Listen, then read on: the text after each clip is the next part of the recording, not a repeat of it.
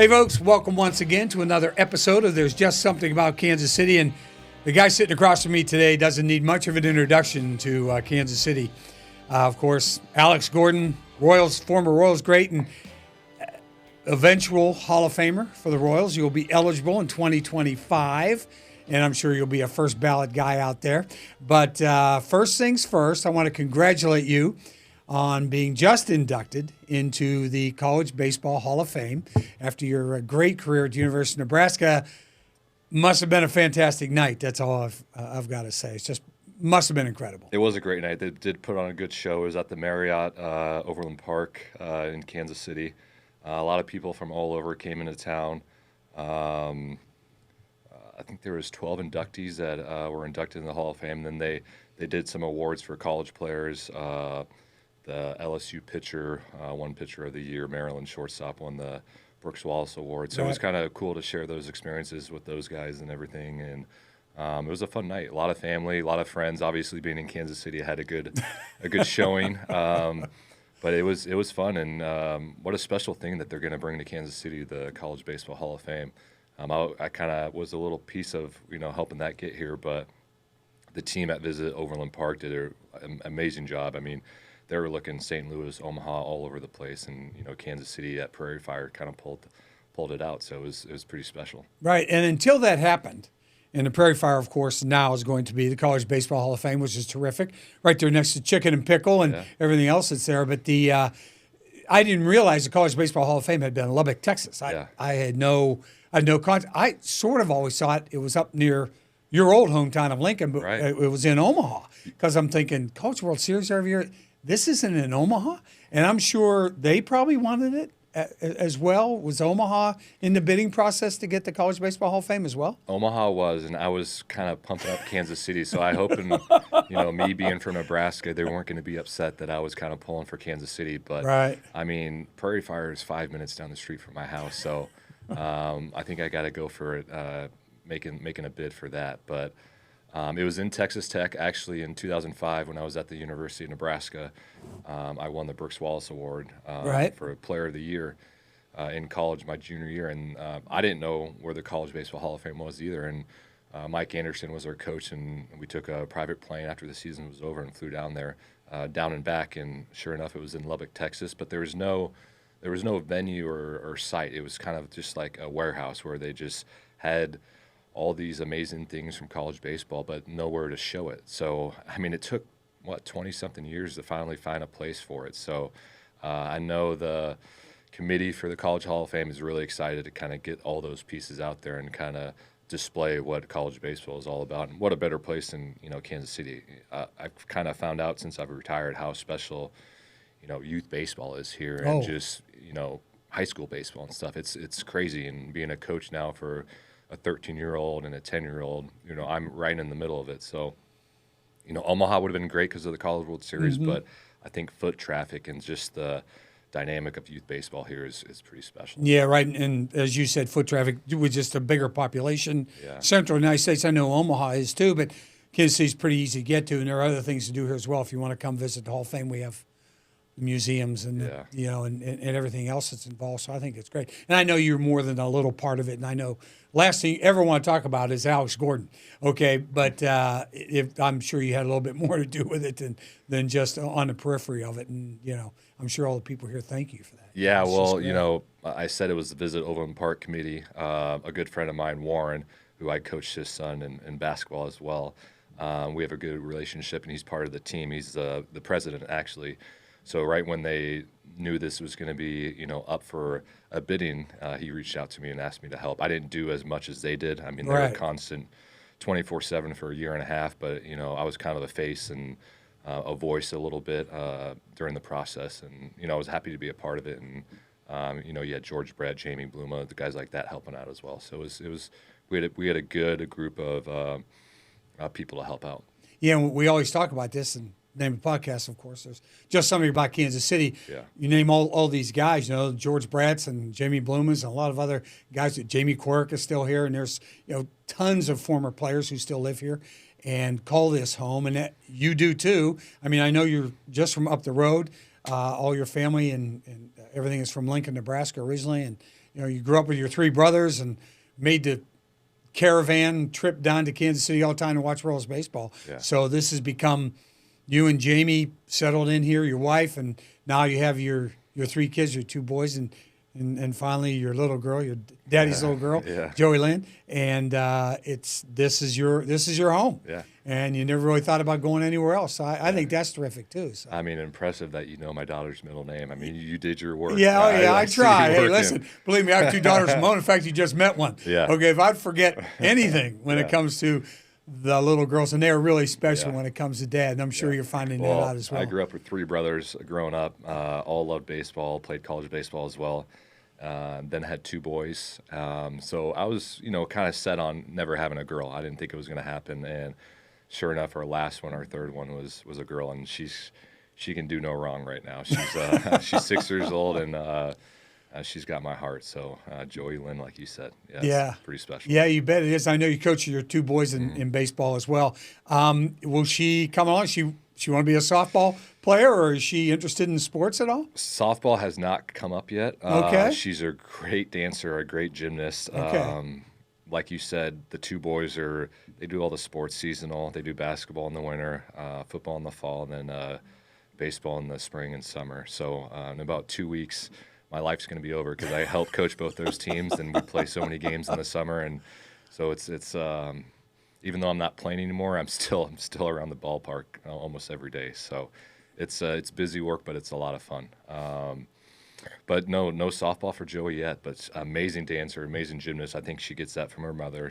She grew up doing that too. So usually when it comes down to, those weekends, I'm off with the boys. I go this way, and then my wife Jamie goes that way with her. So pretty soon you have to swap that a little bit. I know you're coaching though, so that makes a big difference. You're not just a dad sitting in the stands. You're actually involved, and that comes from your lineage. What I found out is your grandfather was your high school baseball coach. Yeah. Which to me is just, that was, like that. What was that like? That must have been incredible. My grandpa was never my coach. He coached at the same high school that I went to. Lincoln Southeast, right? Southeast. So he was a football coach and a baseball coach. Won a couple state titles for baseball. The last state titles they've won there at Lincoln Southeast High School. So me and my brothers never got to play for him, but rich history with him being there and everything. But everyone that knew Charlie was my grandpa. Just had nothing but great things to say about him. And obviously I knew that, having, him as my grandpa and everything. But, it was, he was a great coach and a great grandpa and something, I miss him, but it was pretty special. You did he play college baseball? Grandpa? I know my dad played at Nebraska. I know he played University of Nebraska. I know. You're going to put me on the spot. Okay, all right, that's okay. Well, if you didn't hear about it, then he probably didn't. After this. Okay, boy, you in trouble. You know what though? What he did do that was pretty special that I always am proud of is he was in the World War II. He flew a bomber during that. So at his house, he always had these displays of all these medals and planes and stuff like that. So that was something that really. I cherished with him and was really proud of what he did for his country. Boy, it's going to go right by me now, but they have the special on I don't know if it's Netflix or if it's HBO. It's the Men of Air, I think, and I think it's all about the B-17 bombers flying out of England and bombing Germany and all the how tough it was because the Americans and the British, they bombed daylight raids. Yeah. The Americans did, and the Brits went at night. And the Brits would always tell them, "You guys are crazy. What do you go over there during the day for?" Right. Because then the fighters but the Americans went in harm's way all the time. So I'll have to check that. What's it called again? I thought it was called the Men of Air, but you can check it. It's a World War II bombing deal, and it's a whole series. It's from the same guys that did. My brain is gone here, but they did a couple of other things. They did the Pacific, and they also did Band of Brothers. Mm-hmm. It's the same group did Band of Brothers in the Pacific, and they did this one as well. Very cool. I'll have to check that out. Yeah, nice. It's terrific. Yeah, you'll see what your grandfather went through, and it was hell. I'm for him to get back after seeing the casualty the casualty numbers were just incredible. But yeah, check that out. You'll see what Grandpa did. Nice. So God bless him. For what he did for us. And your dad did go to University of Nebraska and play baseball, but what did he do for a living? My dad was a sales distributor for Coca-Cola for a while, and then he got promoted, moved on to better stuff. He moved on to Miller beer. Okay, perfect. Yeah, my favorite brand, by the way. Yeah, a little Miller Lite. Yeah, he'd bring the beer home all the time, and I snag a couple every once in a while. But no, I don't think you're like that very much. But go ahead. Yeah, he was a manager for the warehouse in Lincoln for K&Z Distributing, which is Miller beer. All my brothers, including myself, worked for him at one point or another, loading the trucks, getting the kegs on the trucks and everything like that. So it was kind of a family-owned business. But he passed away, unfortunately, on Valentine's Day in 2018. So way too early. He had Alzheimer's, which is a terrible, terrible disease. It caught him early and hit him pretty quick. So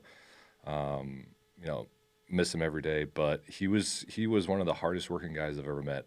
He had a strong work ethic, really pushed me and my brothers with baseball, all sports really, but never complained, always had time for us, worked a 9-to-5 job every day. So I think looking back on it now, what helped me through my career was my work ethic, and I really believe I got my work ethic from my dad. So pretty special guy. Yeah, I don't think there's any doubt about that. Yeah. I know I put work ethic down here, and you've always given him credit for that. One of the best things, not that it was anything great or anything, but after he passed away, all the friends that knew him would always come up to me and always tell me that he was the hardest working guy they've ever seen, no matter what he was doing. So I kind of already knew that, but it was pretty special when people would come up and tell me that. Yeah.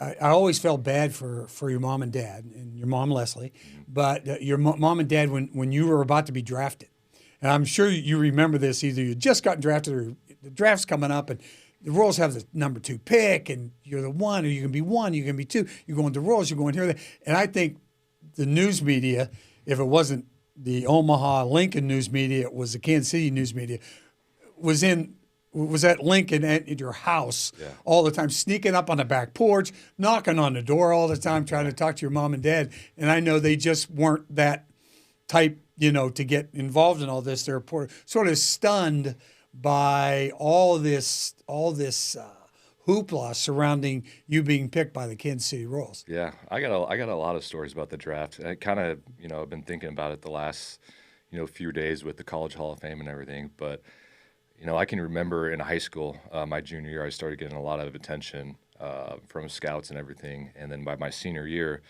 I think it was rumored that I was going to go anywhere from the 3rd or 5th round. And, being a kid from Nebraska that loved baseball, my dream growing up was to, make it to the major leagues. So, I was really excited. I wanted to get drafted. Apparently, I didn't find this out until like years later, but every scout that we met with, my mom and dad were like,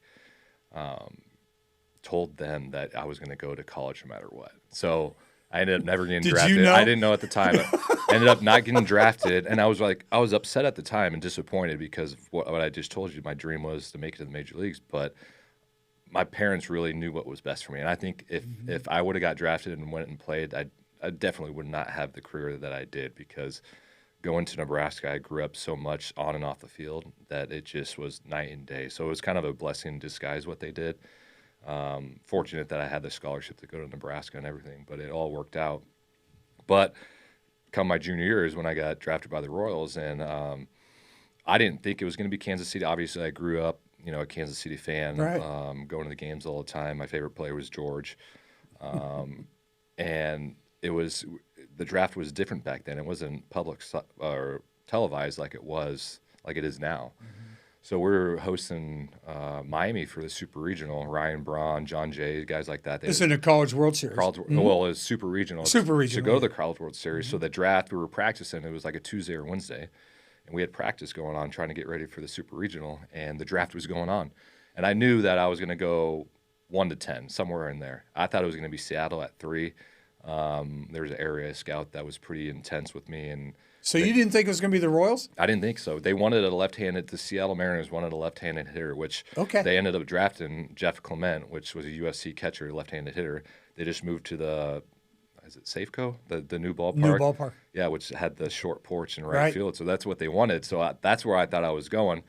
So the stadium was clear. It's Haymarket Park in Lincoln, Nebraska. We're practicing, but I had my older brother come to the stadium, sit in the stands. I think he was the only one there, and he was listening to the draft on his phone. And I was like, hey, when it happens, just whistle to me and like hold up a finger and tell me where I went. So sure enough, it was 20, 30 minutes into the practice, and he whistled, and he threw up two. Two. Wow. And honestly, at the time, I didn't even know who two was. I asked our coach, and they were like Kansas City Royals, and I was like, oh, that's awesome. That's so great. So team got together, kind of celebrated, gave me kind of a nice hand, said some nice things. We ended up having a couple other players. Brian Dunson went later.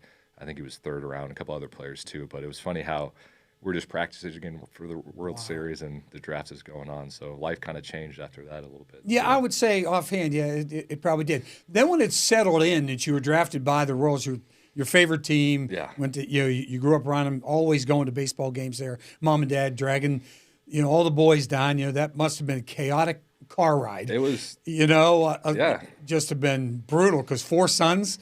I mean, you seem like you're a pretty good son. I'm sure one of them was sort of not such a good son. I don't mean in a really bad way, but he's probably the rowdy son, or maybe the other 3, as a matter of fact. You got to watch out for the quiet one. Yeah, I was kind of the quiet one. So. You were kind of, you're right. And you had one was named Brett after George, right? Yes. You had Derek and Eric. Derek was the youngest. And Alex. Yeah. Eric was the oldest. He was one Eric of the guys. Was the oldest. Yeah, and funny story about him. I got a couple stories about him, but we were pulling up to the stadium after I got drafted for the press conference. So we were walking in, and my older brother was like 6'6" and like put together pretty well. So we're walking in, and everybody's yelling, "Alex, Alex," and they're talking to my older brother because he looks like the the baseball player, and I was kind of in the background just hiding my head and snuck right in. So as you usually do. Yeah. So he was helping me out that day. So. Right, and he actually was. He was a good player in his own right. Right, he's a good pitcher. Right. So. I was fortunate enough when I was young. We were 3 years apart, so I grew up playing on his teams, which was night and day. Just made me a better player. Helped me challenge playing me. with older kids. Mm-hmm. And one of the coolest things about him, we were brothers. We fought as when we were younger. He locked me out of the house a couple times. Big brother stuff like that. But as we got to, I got to 8th, 9th grade and stuff like that, I started playing for his teams and. He changed. He really started looking out for me, supported me, and every team I played for, he was really taking care of me. So I always say to this day, whatever I got with baseball, my baseball career was all because of him. I mean, he did a lot for me. So it was someone I looked up to, and he's a pretty special person in my life. But he did play at Nebraska of Omaha. He had an outstanding career, a lot of accolades. He was a third baseman and a pitcher. So 6'6" to he was like 250, 260, so just had that body type of a pitcher. We actually took pictures last night. My younger brother, Derek, lives out here. He works at PSP, if you ever heard of that. It's a kind of strength. Performance. Performance sports performance, something like that. Correct. Yeah. So he does pitching lessons, strength training. Right. He actually went to college at Park, which is an NAIA school out here. And my other brother, Brett, went to Park too. So we all played college Park University, right in Parkville. Yeah. But we took pictures last night at this college event. I mean, my brothers are Derek's like 6'4", my older brother's like 6'6". My other brother wasn't there, but he's like 6'4" too. So we take pictures, and I'm like the shrimp of the family, just like I'm like, what happened to me? Like, mom must have slept with the mailman or something. I don't know. Poor mom. I don't know what happened. So, but my family was obsessed with baseball, and so I owe a lot to all my brothers, and that's just what we did together. Yeah, and the thing for me is here you are in Nebraska, which is football crazy, and I know you played high school football as well. Yeah. So there was never, and your brothers, like you said, were these big, huge guys. You probably all played high school football, right? Was there any inclination in the back of your mind ever to play college football anywhere, or were you bound and determined from day one to be a baseball player? I always tell my brothers they're a little soft because I was the only one that kind of continued on with my football career in high school until my senior year. That was actually my favorite sport. Okay, so they did not play. They played like freshman, sophomore year, and then they kind of focused on baseball. Baseball. So I played. That was my favorite sport. I didn't play actually football. I played flag football growing up, but I was a big soccer guy. So I didn't play tackle football until my freshman year in high school, and then I kind of just took off. But I did have some looks with college football. I know the University of Nebraska reached out because I already signed for baseball, so they wanted to see if I wanted to do both. And right, I would have loved to, but it would have been a lot of work, and it was kind of a business decision for me. It was like I knew what my path would be for football, probably not that great. I knew what my path for baseball was going to be, so I just stuck to one sport. Yeah, it's funny. You're wide receiver, defensive back? Defensive back. I more like defense, but I played both. I was long snapper. You like hitting instead of getting hit? Yeah. One of those deals? I like hitting. So, yeah, I was safety, cornerback, stuff like that. We won a state championship my junior year, and had a really good program at Southeast. I think my junior year nationally we were ranked like 17th or 20th or something like that, somewhere in there. So had a good program, and it was a lot of fun.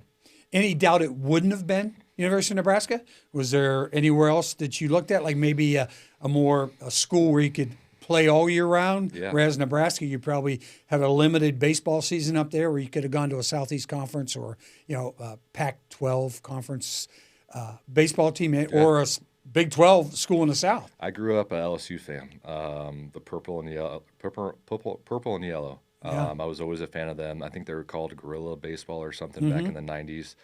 Nebraska really wasn't that relevant at the time. I mean, we had Erstad that went the #1 pick, but not really a lot of success with the baseball program until, my freshman and sophomore year in high school. Dave Van Horn came in and kind of changed the narrative at the baseball program. Took them to back-to-back College World Series.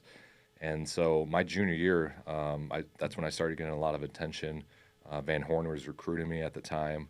I can tell this story because we're good friends now, but he went to back-to-back World Series. His alma mater is Arkansas, so he was getting there was a lot of rumors out there that he was supposed to go to Arkansas.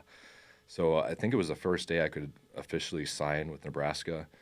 He came to my house, gave me the whole spiel with my parents for an hour and a half, and it was great. And by the end of it, I said to him, I would love to sign with you today. And he was like surprised. He was like, "Are you sure you don't want to look around, go visit other colleges?" And I was like, "No, this is where I want to be. This is my hometown. But you got to promise me all the rumors about you going to Arkansas, is that true?"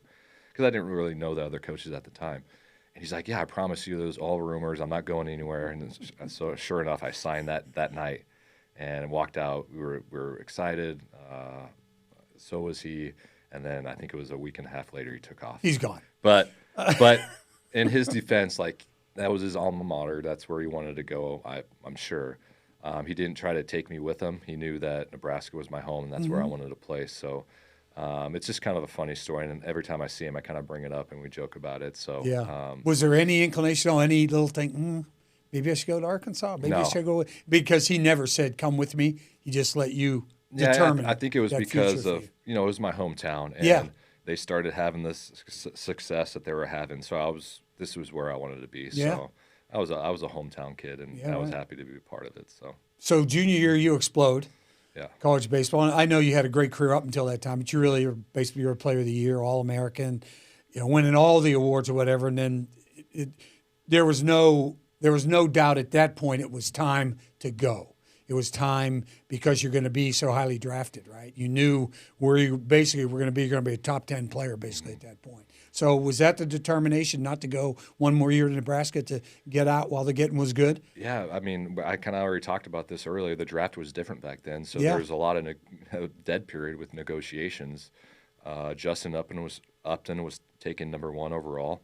So I think there was like 3 or 4 months where I was negotiating my contract with the Royals, and it got pretty aggressive. That there was rumors that I was going to go back to school. I know there was. You can use that as leverage, right? And there was a time period where I had to make a decision: either keep negotiating my contract or go back to school. But we were kind of, I think my agent at the time, which is one of the best agents in the game, a lot of people use him, Casey Close, he's with Excel now, but we were kind of waiting on Justin Upton to sign, so then we could kind of follow his footsteps, and it just took him a while to do it.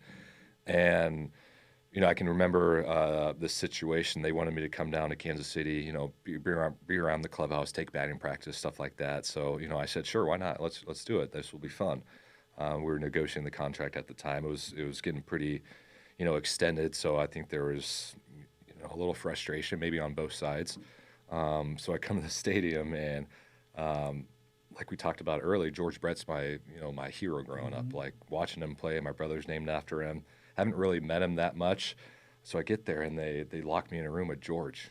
And, they locked you in a room with George? Well, not locked. They didn't lock the door. I understand. They closed the door. They closed the door. George had some choice words with me. Let's just say that. If you know George, I know George. How he can be. He's sat right where you are. And I didn't know him at the time, and now we're best friends. Yeah. And knowing George now, you can look back on it and laugh. And laugh. It was a pretty intense conversation, and I was just like eyes wide open, just get me out of this room, please. Like my hero is just like not happy. What was it? I'm not gonna go into details about it.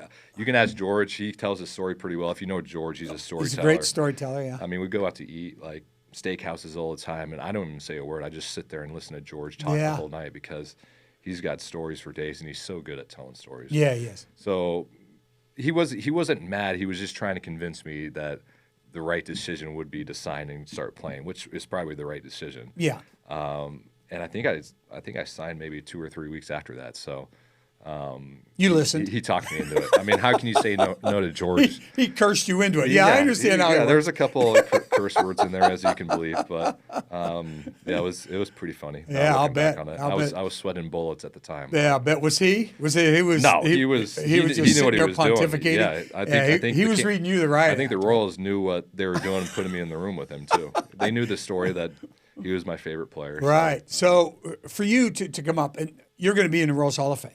There's no doubt in my mind. I know you're going to wait till the vote comes out and the whole thing, but you're going to be a first ballot Royals Hall of Famer. George, of course, is in the Baseball Hall of Fame, and was your favorite player growing up, and you become good friends. What was it like in the beginning? Because I know you really struggled. Yeah. First couple of years, you're still playing third base, and all comparisons to the next George Brett. He's going to lead us to the promised land. It's this, it's that. All that's heaped on your shoulders as soon as you arrive and you take over that spot at the hut corner where George used to patrol all the time. How was it in the beginning for those first couple of years before you moved to the outfield? How tough was that for you? Kind of tough. I mean, there's times where that pressure trying to live up to George's standards. They said I looked just like him. Yep. Third baseman, everything hit left-handed. So, I mean, there was a little bit of pressure, but I would say my rookie year, I should have probably went to AAA, instead of going straight from AA. But you're the second draft. You're number one. I won number two draft. Won the job out of spring training. Actually, my rookie year, Tien was the third baseman at the time, and he just won Player of the Year. So it was a big question mark. That 2007 spring training, like who's going to move to the outfield?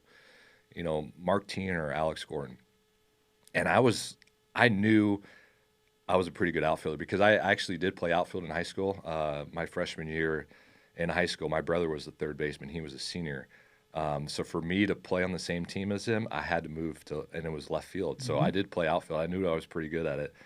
And I knew I was an okay third baseman. Like I could hit, so like the errors that I made all the time, it got overlooked because of just my offense. Right. So I was like, please move to the outfield. I didn't want to say anything because I was a rookie, but I was like, I'd love to go to the outfield. Please do it. And sure enough, they picked Mark. Mark had a great year that year too, in right field, but moved me to third base. The pressure did hit me at first. I can remember our first game in the big leagues. It was against Boston Red Sox.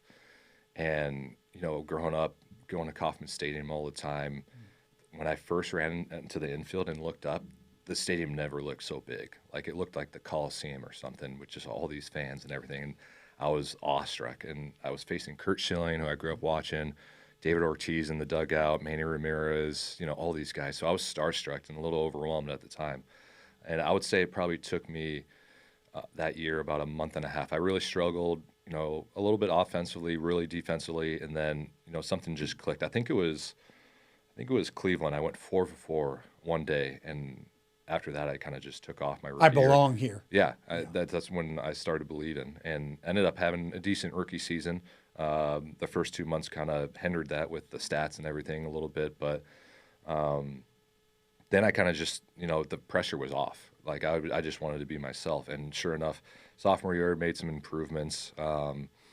We were still losing 100 games, which sucked. But, I felt like I made some progressions and everything. We changed manager, so that was a little tough at the time too. And then, looking back on my career now, 9 and 10 was really hard for me because, I had the major hip surgery and missed pretty much all of the year. And where I got my confidence from as a player was putting in the work every day and doing your work ethic from yes, Dad. and I couldn't do that with my hip surgery. And it was actually the first time the Royals dealt with the hip surgery. So it was kind of like they were dealing with it. I was dealing with it. There was a lot of unknowns. And, I wasn't on the field. I wasn't working. Came back, kind of struggled a little bit in 2009. And then came into 2010 ready to go. And then sure enough, like first game in spring training, I break my hand. So once again, it was my throwing hand. And if you break your throwing hand, there's really nothing you can do. You can't play catch. You can't swing a bat. So all spring training couldn't do anything. And so that looking back on it now, why I struggled in my beliefs is because I wasn't on the field. I wasn't working. It just wasn't there. So it was, your routine was broken. yes. Yeah. And, I knew we were in Tampa Bay when they sent me down. I knew it was coming. Like I wasn't playing. I wasn't a bench guy, and I was on the bench. And, I think we had 4 games there. I didn't play 3 of them. So I'm like, something's going on. Like something's going to happen. Sure enough, last game, Trey Hillman calls me into his office. Dayton was there. And they sent me down. And Dayton was always, Dayton, he was positive. Like very. Everything. And I was positive back to him. I was like, hey, I apologize. Like this is not where I want to be. So it was kind of a blessing that they sent me down because it was almost like I could just, quit worrying about the results a little bit, go back to the minor leagues, put in the work, get back to where I wanted to get. And I told them that. And sure enough, they said, hey, we have a young third baseman coming up. We still want you to be part of the team. They've mentioned Ryan Braun moving in the outfield. We think that's what you can do. And I was like, yeah, let's do it. Like, I'm all in. And you were confident about that because of your past experience and actually wanting to go to the outfield at one time with the Royals would have been great for you. And I think you being so athletic, too, I think it's what people might miss. It. Not only did you play baseball, you played soccer, you played football, you're an athlete. Yeah. So to go to the outfield probably freed you up just a little bit. It freed me up. Just, I mean, I was really struggling defensively. I lost all my confidence because I couldn't work.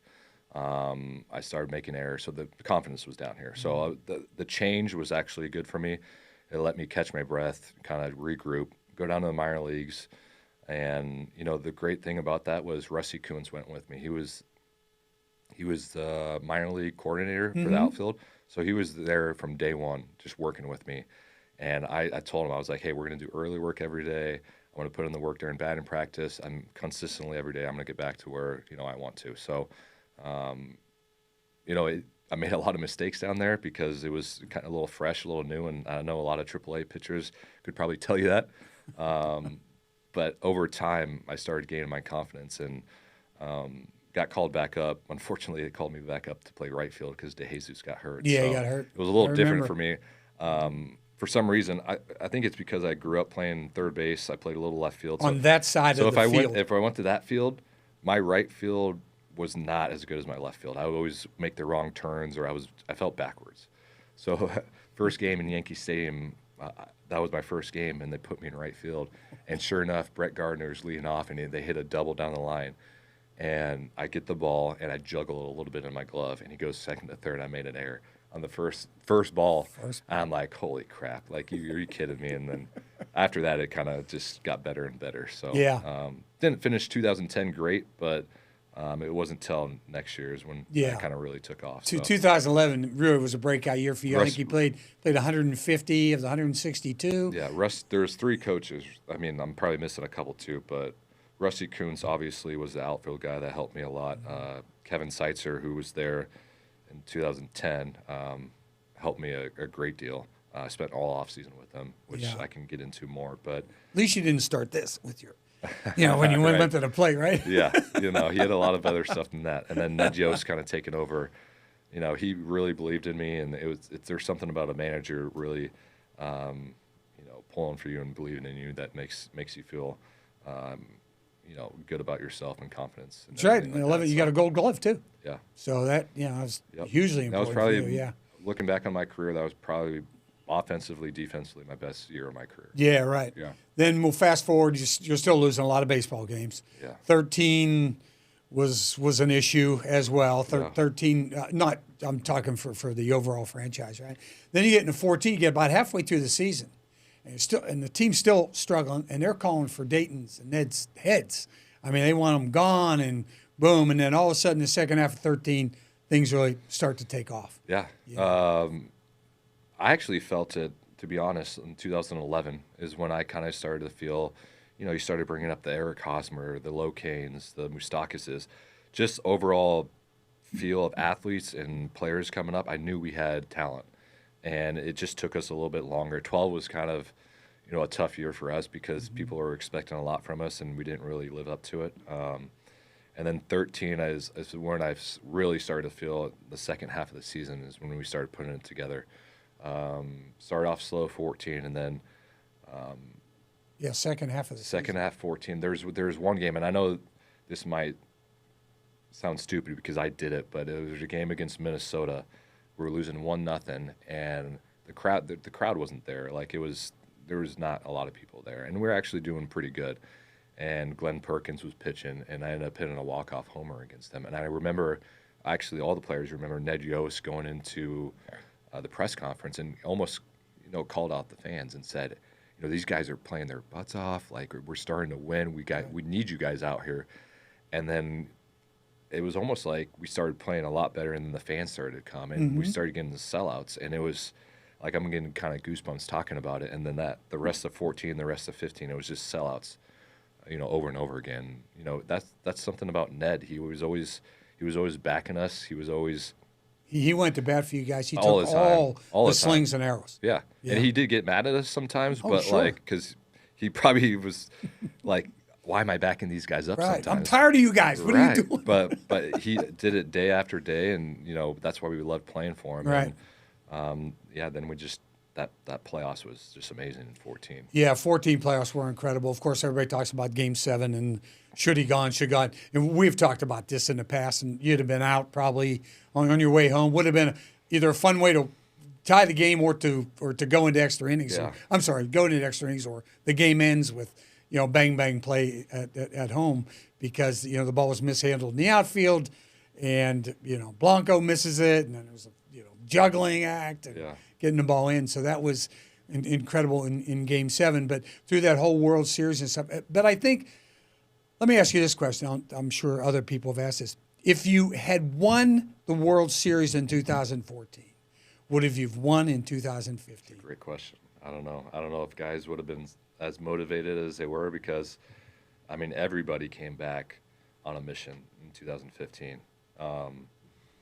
It was everybody, and it was impressive. We got out to a hot start, and I was actually rehabbing a wrist surgery at the time, and it was just watching from the bench, just 8-0. I think it was 8-0, 7-0. Yeah, and we were crushing teams, and it just carried throughout the rest of the year. We were a stacked team that year, offensively, defensively, pitching staff, and everything. So, relief. Yeah, we just didn't have any weak spots. We didn't have the superstars, like a big superstar, but we just had no weaknesses, and everyone played together. It was just a dominating year. So I can remember I was watching from the bench, and we went 7-0 or something to start the season. I'm like, I want to get back out there. Put me back out there. They're like, no, you got to take it slow. We're going to need you. Just had wrist surgery, and Paulo Orlando was playing left field. And at the time, he was our backup outfielder. He goes to left field. I'm watching from the bench. I think his first 5 hits in the major league were triples. Yeah. So I'm like, I'm about ready to get Wally pipped. You better put me back in the outfield. This guy is amazing right now. I'm watching this guy set records. Like, I'm going to get sent back down to the minor leagues. Like, put me back. So, no, that's just all for fun. Paulo actually lives here now, and so I get to talk to him all the time. But we just had a great team that year. Yeah, and the thing for me was those first April, end of March, beginning of April, as you come out of the gate, you guys are snorting fire. You're fighting.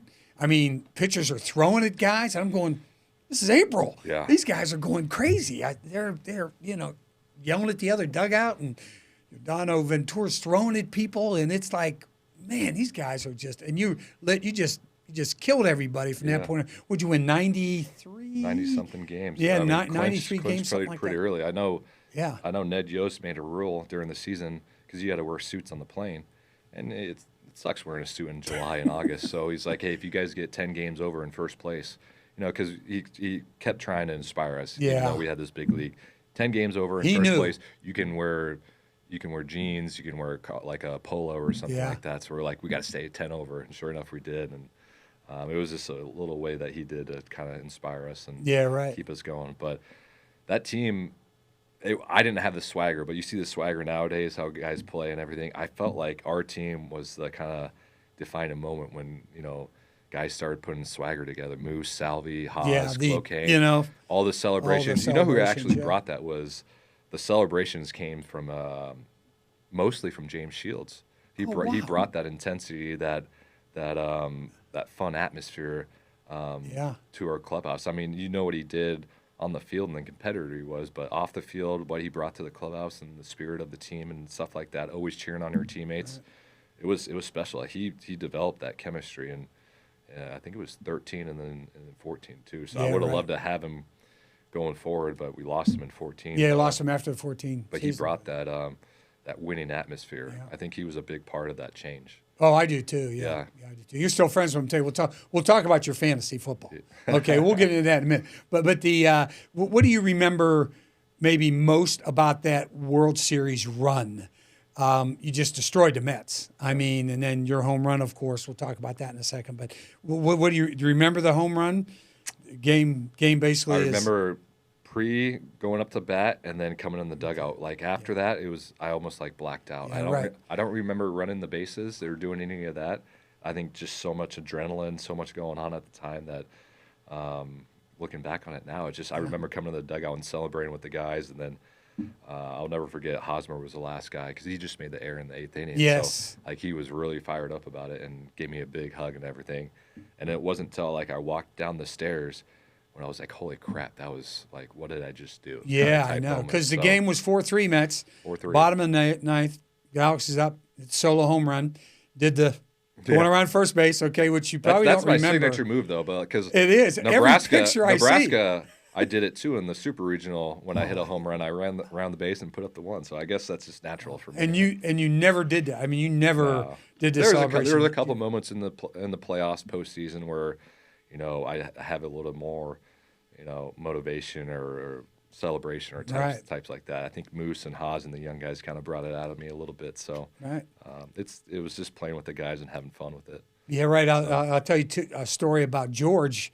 This was Toronto when they were in the playoffs, and George hit a home run at the K, and he ran around first and he jumped. He leaped and he did this going around first base. Mm-hmm. So I'm interviewing him the next day. All right, and it's just before the game. They're going to play again. I'm interviewing him the next day, and I said, yeah, I've never really seen you jump going around first base before and do the celebration. He said, I didn't jump.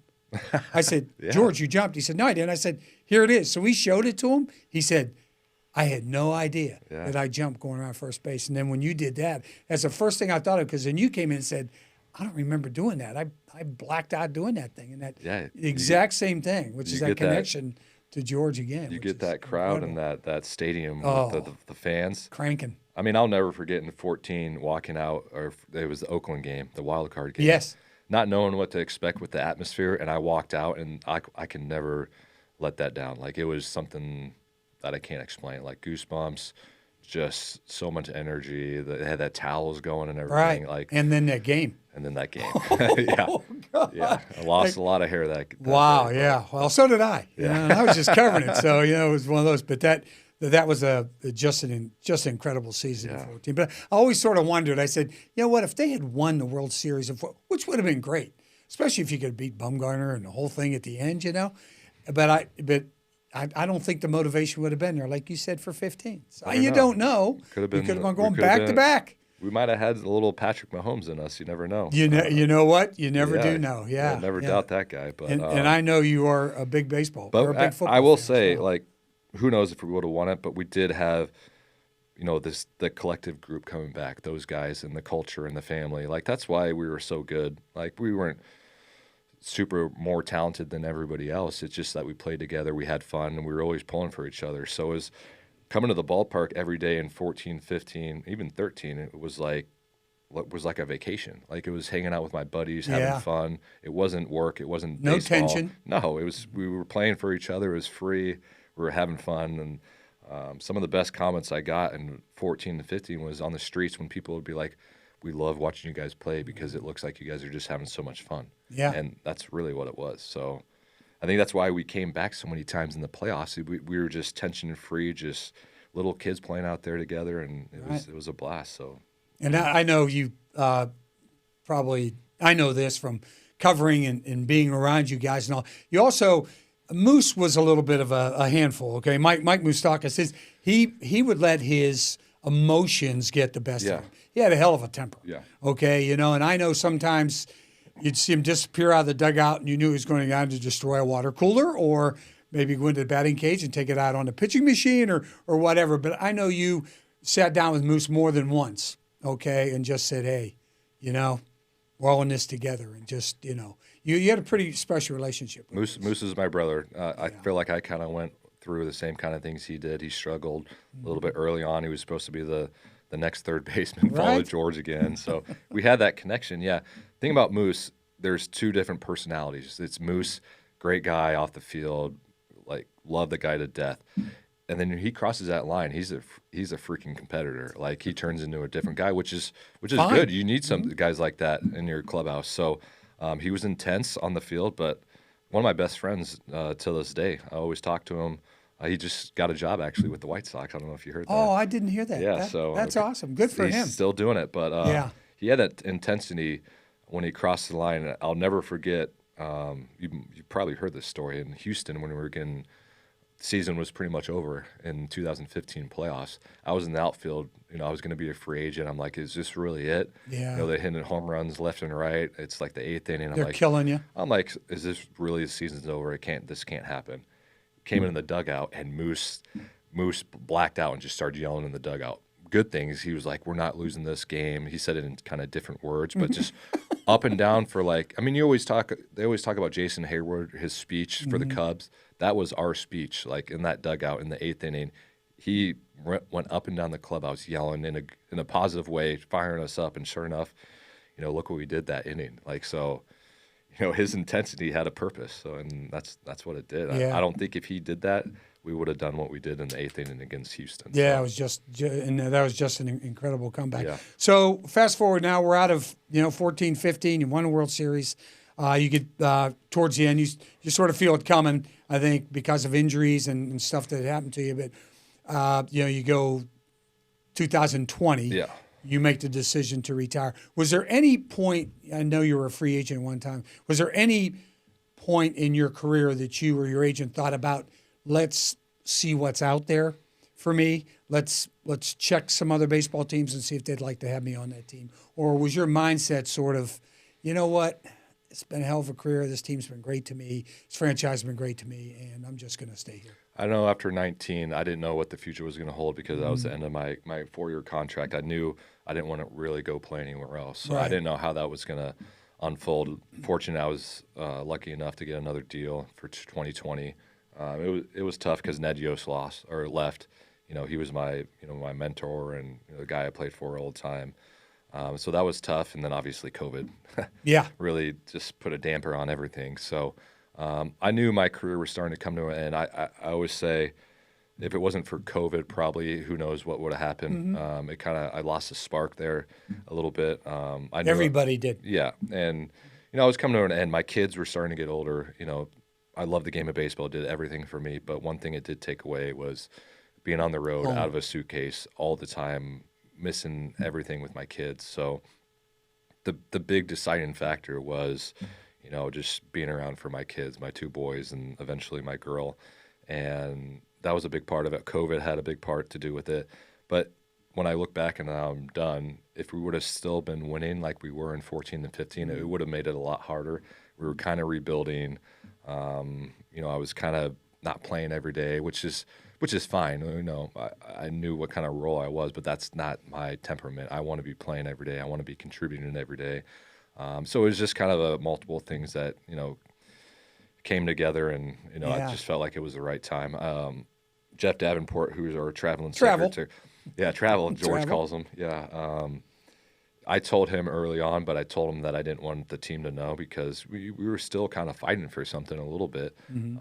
So I told him, wait till the last weekend only if we're not still like in the playoff mix. So sure enough, we got to that point. He kept it a secret and made that announcement. I think we were playing Detroit. It was a 4-game series, and kind of said it then. One of the coolest things. I mean, they did so much for me those last 4 days. I don't like the attention. I don't want the spotlight to be on me. So it was kind of a little tough. I kind of ran with it because I knew it meant maybe more to other people than it did me. It did mean a lot to me, but they did so much for me those last 4 games in Detroit. But the coolest thing that happened, I think it was the Saturday.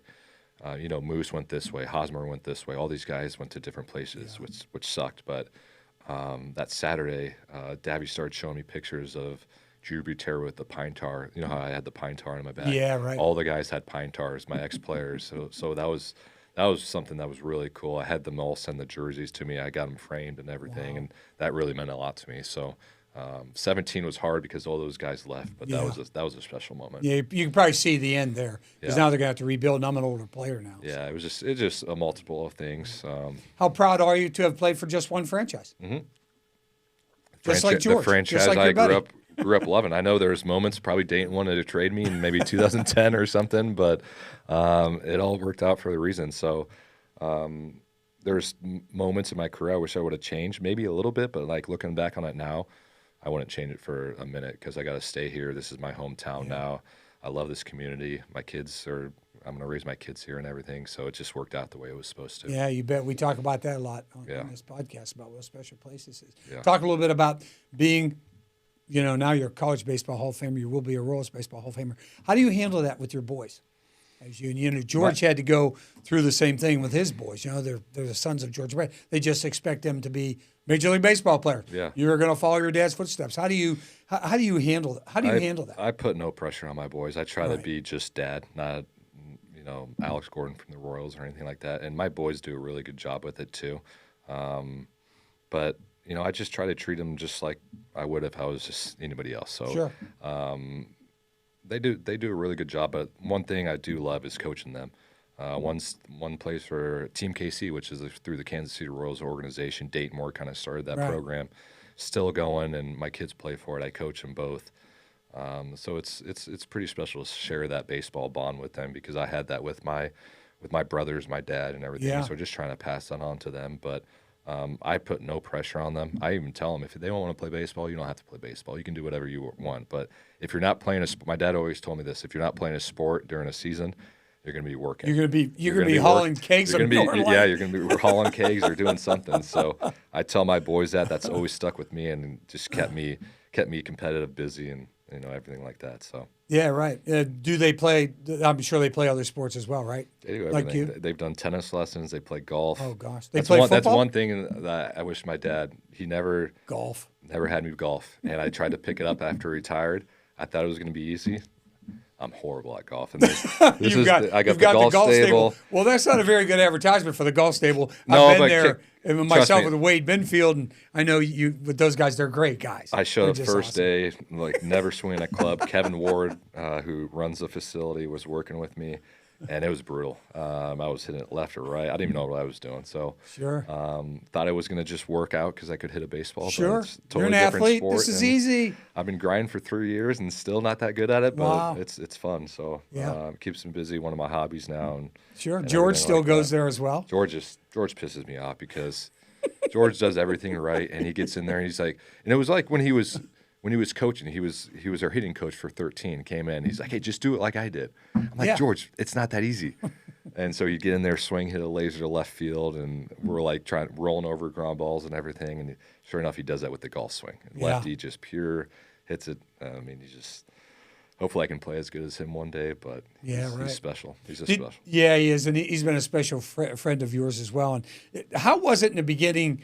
I know you're great friends now, but how was it in the beginning with George? You always hit it off. You always knew what you were going through because you were trying. Everybody was saying that you were going to replace him, and Not from his standpoint, he was worried about. I'd love to see Alex replace me; it'd be great. But just from that standpoint of, have you always had a close relationship with him? I would say it was close because George made it close at the beginning. Like, he knew the expectations with me. He knew I was getting compared to him. He was always around the facility, especially spring training. He was always helping me out. Right. And he had a lot of, great things, great knowledges to share with me as far as, and I listened to every word. I mean, why wouldn't you? And then I remember the first time he took me out to dinner. It was in Scottsdale, Arizona. I'm a high school kid or a college kid from Nebraska. Like, I've never really been to a Ruth Chris or a nice steakhouse. A really nice place. Yeah, and he took me to this nice steakhouse, had like fancy. Was it the Ocean Club, was it? I don't know. Okay, he's got like 10 of them down there. So we went to one of his places. I was a healthy eater at the time.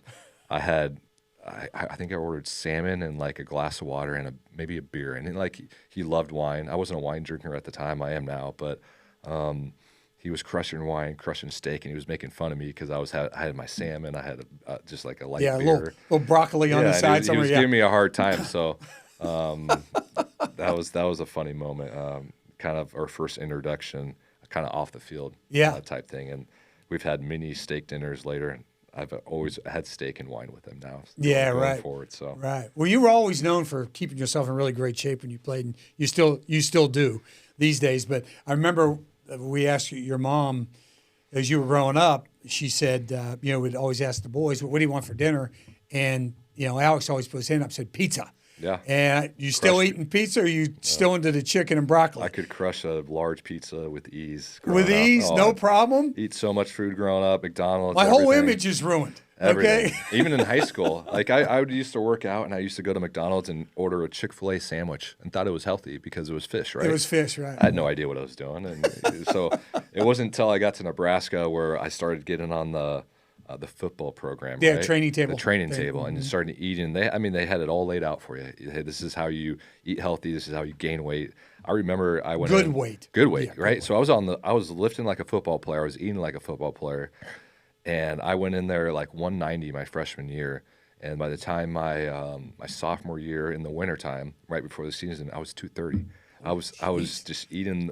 Just they like all the thought you were a football linebacker players. for the football they were like, team. "Are you sure you don't want to play on the football team or anything like that?" But I ended up trimming down. But that was probably the biggest I got. But I started that eating program because of Nebraska, and the football program really is where it came from. So George ruined your diet. Is what you're trying to tell me? No, steak's good for you. Wine's good for you. So wine's good. Yeah, right. We can talk ourselves in it. Beer's good for you too at a certain spot, right? Yeah. Did you still work out though? I mean, I know you still stay after it, right? Physically. Yeah, physically. You have to stay up with the kids.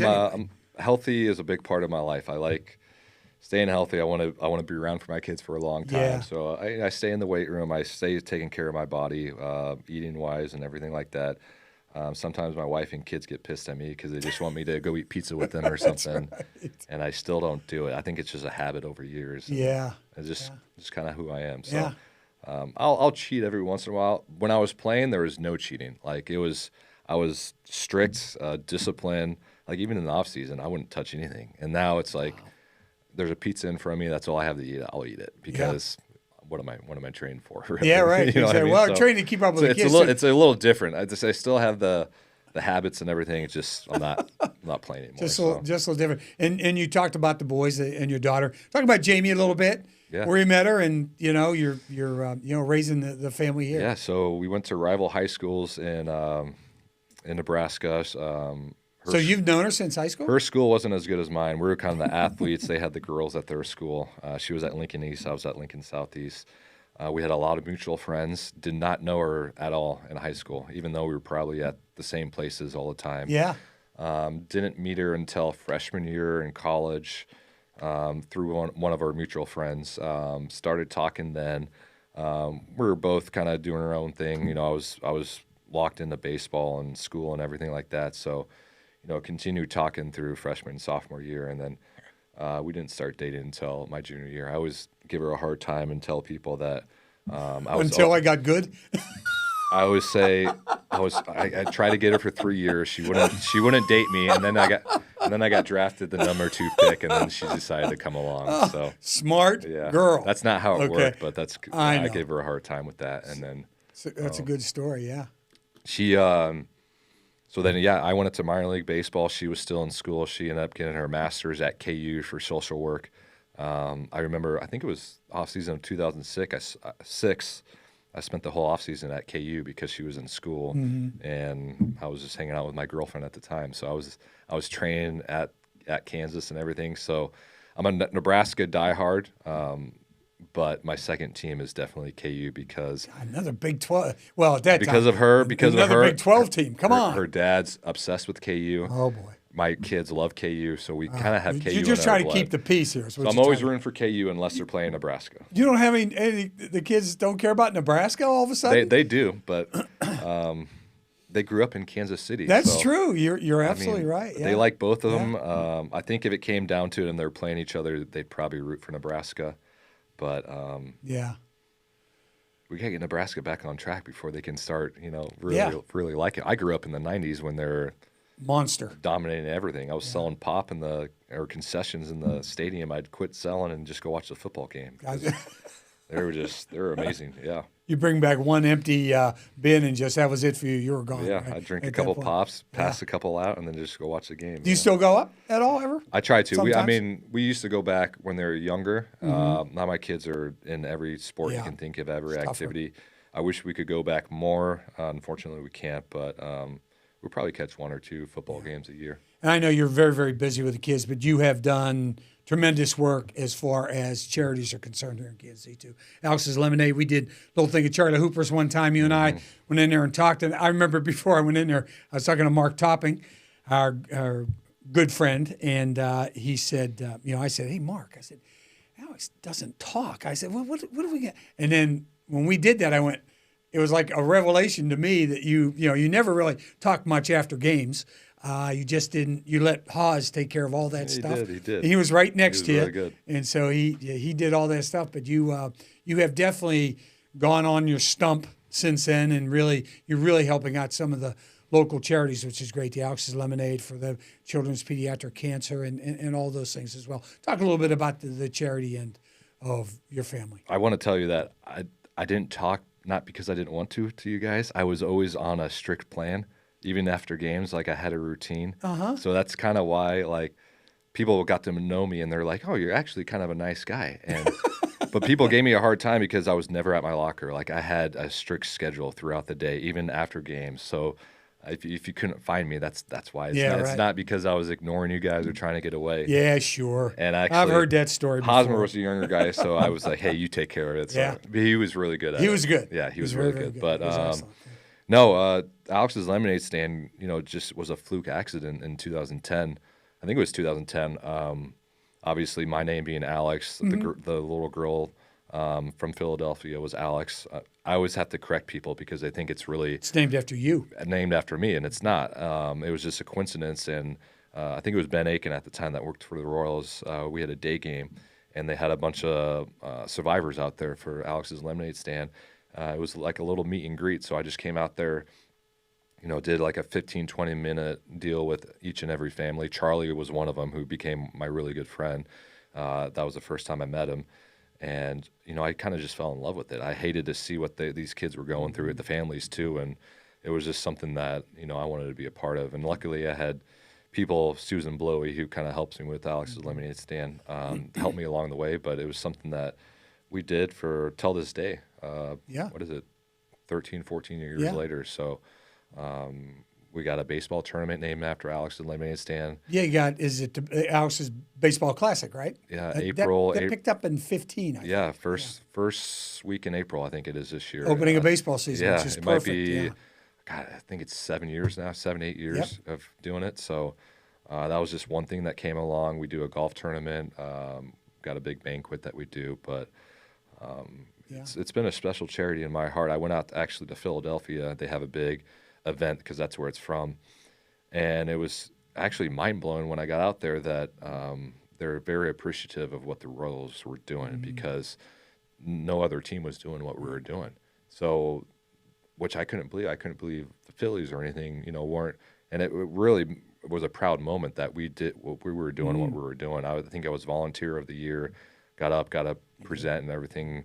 but really proud of what we were doing. And then this little girl who was like 7 years old, they were like, well, Alex raised whatever it was, 100,000. This little girl was doing lemonade stands the whole year and raised like $5 million. And I was like, holy crap. Like I got to step up my game now or something. Yeah, exactly. But yeah, it's been a special charity in my heart. I'm trying to do more and more now. Still stuff with the lemonade stand. I'm trying to do more stuff with Screen Sanity, which is just mental health with kids and technology and especially stuff like after that. COVID. My wife does a lot of stuff with them, which is pretty cool what she does and that team does. It's a nonprofit organization, so trying to get more involved with that too and some other things. So, yeah. Besides the kids and all that you're raising, what do you guys do for fun? Golf. So playing baseball, I had no hobbies. Like baseball was my life. Even in the off season, I was structured. It was always, hey, okay, I gotta plan for my baseball. How do I get better? Stuff like that. Yeah. So I was always. It was your livelihood. It was my life. Yeah. So, which is when I talk about 2020 is one of the reasons I wanted to step away is because I gave so much to the game that I felt like I needed to give it back to my family. So, anyways, no hobbies, nothing. Besides family, kids, stuff like that. Since I've got done playing, I've loved golf. It's been a challenging game for me, but I love going out and playing. We love to go skiing in the mountains. I actually picked up snowboarding. You're allowed to ski now. Yeah. You weren't allowed when you played. Yeah, we went up to the mountains a few times when we were playing, and we wanted to, but couldn't do it. So we just enjoyed the views and everything like that. But started picking up snowboarding with my oldest. My oldest actually snowboards with me, so we started it together. I think we're 3 or 4 years in now, and really starting to figure it out. So.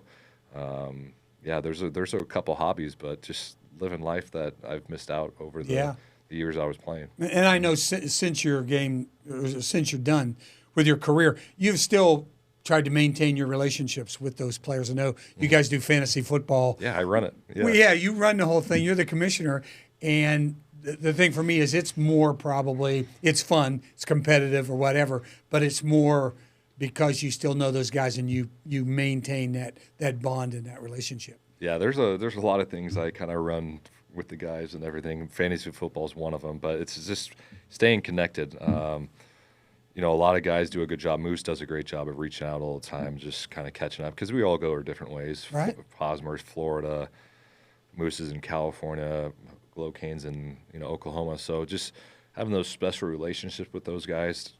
Just try to stay connected any way that we can. Fantasy football is one of them. I'm the commissioner. Fortunately, I've done it for 2 years. Haven't won it yet. Wade took year one. You're too busy. You're too busy organizing. Came to the league last year, won it. So let's just say there's a lot of smack talking going on when we play. So it makes it a lot of fun. I have guys from like all kinds. I had Mike Avilas. He was kind of younger. Yeah, right. Billy Butler. Oh gosh, Billy Butler. A couple other guys are on it too. So can always prank Billy Butler. Yeah, he's this guy to prank. Billy's that one guy that you can just give him a hard time, but he does such a good job with it. He kind of laughs with you and everything. So that's what's great about Billy. And you have a very, very special relationship with this city, and I think that's really important to you, and I think it's really important to this town too. Yeah. Well, obviously, growing up, coming to the games, coming to the Worlds of Fun, this was kind of my second home. So it was a blessing that I got to come here. And, the reason I think I love this place so much is because I went through my up and downs, and I felt like they were probably frustrated with me at the time, but I felt like they were always supportive of me. They always wanted me to succeed. So I did feel that kind of energy from them when I was going through tough times and stuff like that. So, I had a decision in 2015. I was a free agent. My kids were starting school. We were spending our off seasons in Nebraska because that's where both our families are from, our babysitters, everything like that. That's important. Yeah, very important. So we had to make a decision. 15 kids are starting school. Do I play because I signed back? Do I play in Kansas City and have my kids live in Lincoln, or do we move here full time? It was a hard decision because we love Lincoln, but it was really an easy decision in the long run with the kids in this community, and we've stuck here ever since. We love it, and it's just we want to change it for a bit. So, yeah, it's a special place. It is a special place. Hey, I appreciate you taking time. Is that it? That's all we got? That's all you got, man, buddy. I could keep talking. That's it, unless you keep on. You, of all people, could keep on talking. Right, but again, congratulations on the induction into the College Baseball Hall of Fame. thanks for your part in making sure that is here, which is over in Prairie Fire, and it's going to be a fantastic attraction for people around the country to come and visit that, along with all the other great things we have here. But thanks, buddy. Yeah, appreciate it. I wanted it to be here because I coach these teams now, and when they don't listen to me, I'm going to take them over there and see. I kind of know what I'm talking about, so just give them an example. So I think that's great. It's going to be special, though. I can't wait for it to open up. Thanks. Yep. You're one of the reasons why there's just something about Kansas City. Thanks. Appreciate it.